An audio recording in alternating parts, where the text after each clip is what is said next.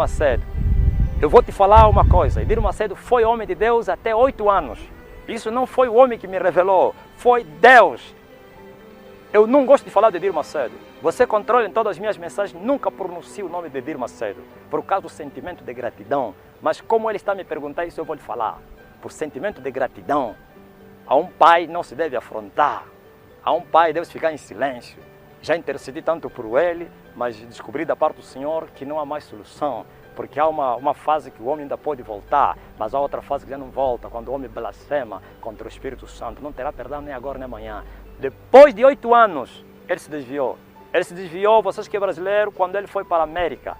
Quando ele foi para a América, fugiu às perseguições e ele se deparou com os livros do Kenneth Hagin, o maior mestre da prosperidade do nosso tempo, ou então que começou com a mensagem da prosperidade, que Satanás tinha levantado. E ele é considerado lá como um grande profeta, falso profeta, Kenneth Hagin. Eu não sei se estou pronunciando bem em inglês essa palavra. E ele começou a ler os livros desse falso mestre e ele descobriu que ele ficaria rico através daquela mensagem. E quando ele voltou no Brasil, há um bispo que esteve com ele que denuncia isso. E disse assim, a partir de hoje a mensagem da igreja não é mais o Espírito Santo e fé, agora é fé e milagre, ou então prosperidade. Pronto, mudou a mensagem. Mudou o discurso. 8 anos depois, ouviste? Mas no princípio, ele era homem de Deus. O Edir Macedo é um caso fora de série no mundo, se vocês não sabiam. Edir Macedo é um caso fora de série no mundo. Edir Macedo tinha, eu creio que tem, mas já não da parte do Senhor.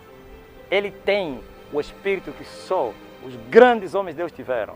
Paulo e outros, o espírito de determinação.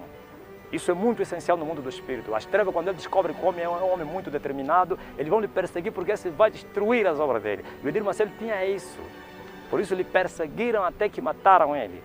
Por isso eu nasci desse ministério. Deus deveria me levar... O Edir Macedo, na ótica do apóstolo Marcelino, já está morto há muito tempo. Há muito tempo, 8 anos depois que começou... Temos a ver aí apenas tipo... Não, é assim, escuta só. Uma igreja, um homem, quando ele se corrompe, perde a presença de Deus, mas a graça vai permanecer nele. Depois as trevas vão lutar para lhe tirar a graça. Quando é que tiram a graça? Quando leva ela a blasfemar contra o Espírito Santo. Blasfema contra o Espírito Santo, mais ou menos como um homem de Deus fazer pacto com o diabo. Nega a Deus. O Espírito Santo desiste dessa pessoa, já não vai lhe convencer mais. E ficou perdido para sempre. Aí perdeu não somente a presença de Deus, a graça de Deus. E quando uma igreja, um homem, perde a graça de Deus, se torna homem do diabo. Aquela igreja, vem o diabo, Satanás, se assenta lá. E o homem é levado para o outro lado. E eles usam aquela característica, que é a determinação que ele carrega, estão a usar agora no lado das trevas. Por isso, quando Edir Macedo começou, era um homem de muita oração e jejum. Eu não conheço a história, mas vocês conhecem. Muita vigília, muita oração. Ele perturbou as trevas. O Brasil tremeu com a presença dele no Brasil. Por isso, lhe perseguiram, todos os sectores perseguiram ele, até que mataram ele. 8 anos depois, primeiro perdeu a graça. Aliás, a presença do Senhor. Depois perdeu a graça. E quando perdeu a graça, se tornou do outro lado. Agora é instrumento de Satanás na terra. Então, estamos a ver aí agora é um sepulcro Tudo caiado. É muito mais que um sepulcro caiado. O que estamos a ver são ossos secos. Passou a fase até dos corpos. Não são corpos podres, ossos ou então secos. podemos dizer também que Edir Macedo morreu há muito tempo, então esse que está aí não passa de um reptiliano. Não, é mesmo ele. O que é que acontece? Quando um homem dá trabalho às trevas, resistam isso, esse é o segredo que eu vou vos falar. Um homem dá trabalho ao mundo do espírito, eles preferem não lhe matarem. Paulo era terrível contra a igreja e Deus tomou e inverteu.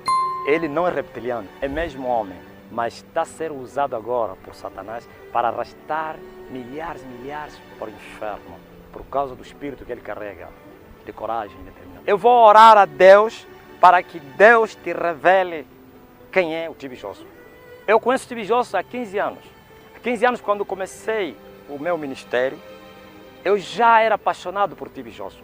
Mas todas as vezes que eu assistia aquelas mensagens com milagres e poder, eu saía atribulado, angustiado.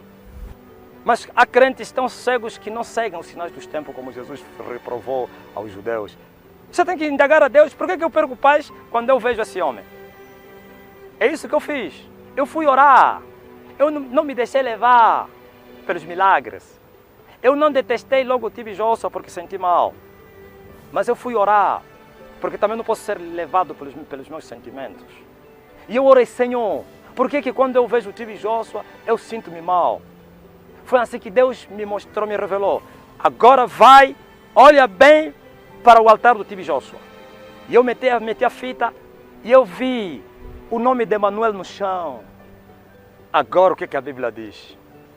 Eu vos dou o poder para pisarem serpentes e escorpiões e toda a força do inimigo. Olha o que a Bíblia diz. E o Deus de paz esmagará debaixo dos vossos pés a Satanás. Olha o que a Bíblia diz.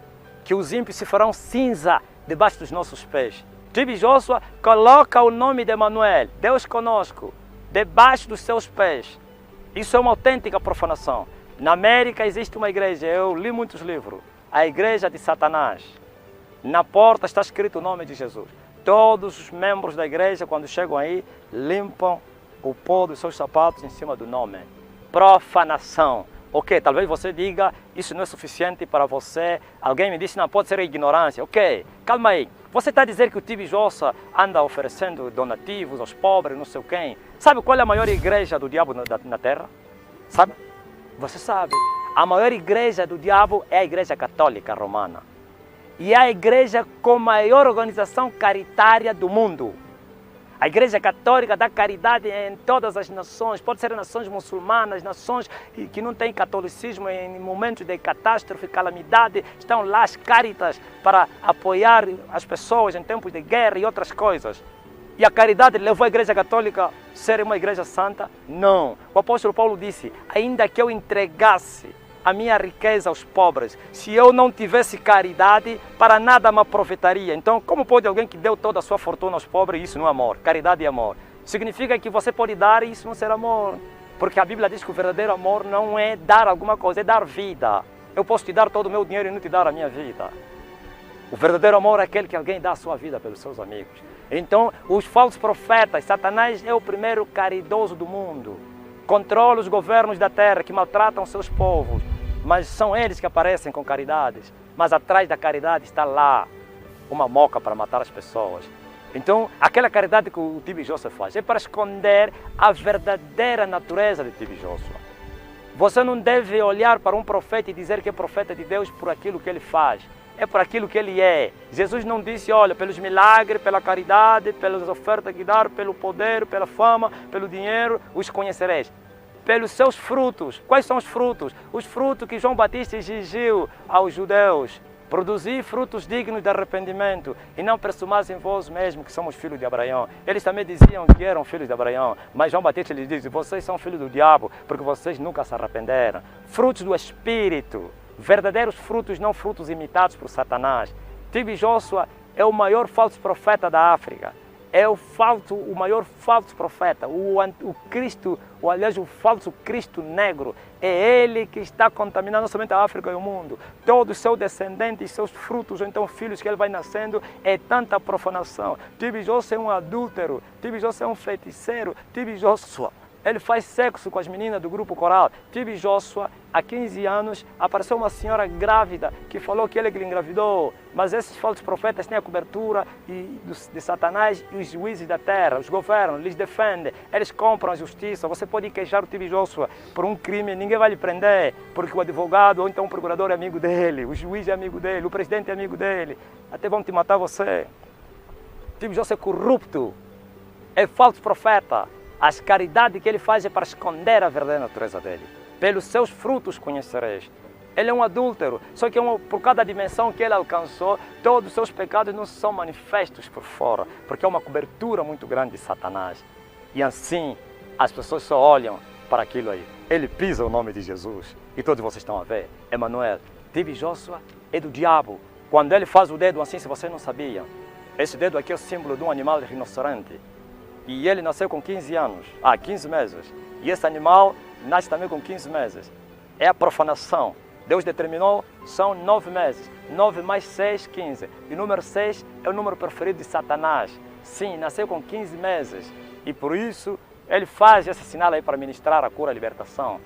Porque ele faz pacto de rinoceronte. Rinoceronte na África se faz pacto com esse chifre para ter riqueza e sabedoria. Por isso ele usa esse truque aqui, esse símbolo de Satanás, que ele apresenta às pessoas. Aquelas pessoas que são curadas são amaldiçoadas. Eles depois vão morrer. As pessoas são curadas de câncer, depois vão ter diabetes. São curadas de diabetes e vão ter AIDS. São curadas de AIDS. É mentiroso.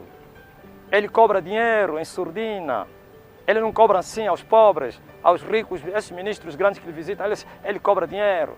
Tem que pagar dinheiro. Esse Eliseu que ele consagrou aqui, lhe deu cartão vermelho. Por quê? Porque não estava a mandar o dinheiro para ele. E ele expôs dizendo que não lhe enviou, mas antes ele aceitava. Então, é verdadeiro, falso. Olha só para os seus frutos. Ele deu cartão vermelho no Eliseu? Claro, ele falou em público que Eliseu não lhe mandou, que Eliseu não era discípulo dele, que não é filho dele. Mas no passado não. No passado Eliseu ia lá, lhe recebia, dava dinheiro, porque o Eliseu mandou vir um contentor de água com a marca de TV Joshua da China. E ele deu o quê? Como é que se diz? Enganou, claro, não deu dinheiro e o homem também ficou chateado. Está ouvindo? As pessoas não sabem disso. Claro. Hoje o Eliseu já não vai na Nigéria, já não fala nele TV Joshua. Hoje o Eliseu diz que o pai dele é Beni. Hoje o Eliseu agora anda de branco, veste de branco nas suas cruzadas ou reuniões. Tipo Beni, porque mudou, porque aí lhe fecharam as portas. Não porque lhe fecharam as portas que ele seja filho do diabo, ele também é outro filho do diabo. Lhe fecharam as portas por causa de dinheiro. Não honrou os compromissos. O profeta Eliseu. Profeta Eliseu. Sério? Estou a te falar com convicções. Eu não ouvi do alto. Ouviste? Isso é complicado. Agora veja para o profeta Eliseu, que ele impôs as mãos e recebeu o tal poder. Olha a vida de Eliseu. Eliseu tem mulheres em todo lugar, engravida, manda para fora, engravida, manda para fora. Eliseu viola as meninas lá, Eliseu faz, desfaz, Eliseu até dopa as pessoas, leva as pessoas a ficarem endemoniadas, as moças, para fazer sexo com ele, depois põe a roupa dele, mas a moça vai ver que algo aconteceu, como faziam alguns pastores da IUR no passado, que iam orar para as pessoas.